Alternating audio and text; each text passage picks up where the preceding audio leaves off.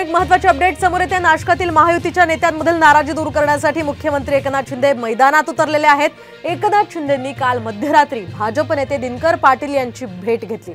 यावेळी या दोघांमध्ये सुमारे अर्धा तास बंद दारात चर्चा झाल्याची माहिती आहे आणि या भेटीनंतर नाराजी दूर झाल्याचं दिनकर पाटलांनी स्पष्ट केले।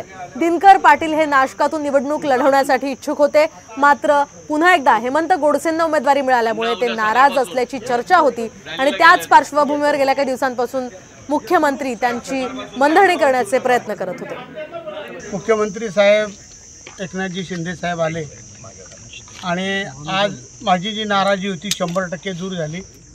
आता प्रचाराला सकाळपासून सुरुवात। एकूणच आपण पाहतोय हेमंत गोडसेंसाठी आता स्वतः मुख्यमंत्री हे मैदानात उतरलेले आहेत। नाशकातील नाराजी नेत्यांची शिंदेंकडून मनधरणी करण्यात येतेय।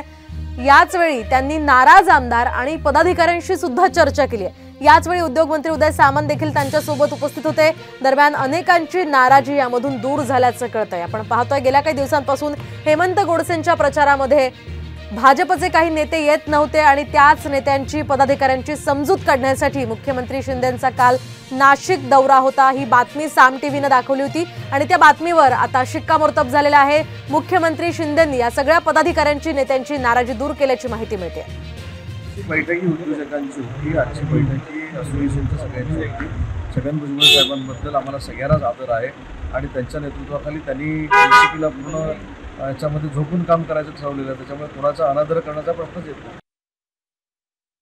तर आपण पाहतोय नाशिकमधील राजकीय घडामोडींना सध्या वेग आलेला आहे। नाशिकमध्ये महायुतीच्या नाराज असलेल्या नेत्यांची समजूत काढण्यामध्ये अखेर मुख्यमंत्री एकनाथ शिंदे यांना यश आल्याचं आपण पाहू शकतोय। तर काल मुख्यमंत्री एकनाथ शिंदे यांचा नाशिक दौरा होता आणि या दौऱ्यादरम्यान त्यांनी अनेक पदाधिकाऱ्यांच्या भेटी घेतल्या, बैठका घेतल्या। काही ठिकाणी त्यांनी काही नेत्यांशी बंद दारात चर्चा सुद्धा केली आणि हे सगळं करून त्यांनी अखेर या सगळ्या महायुतीतल्या नेत्यांची पदाधिकाऱ्यांची नाराजी दूर केलेली आहे। एकूणच हेमंत गोडसेंच्या प्रचारासाठी आता हा जो अडसर ठरत होता तो त्यांनी दूर केल्याचं आपण पाहू शकतोय।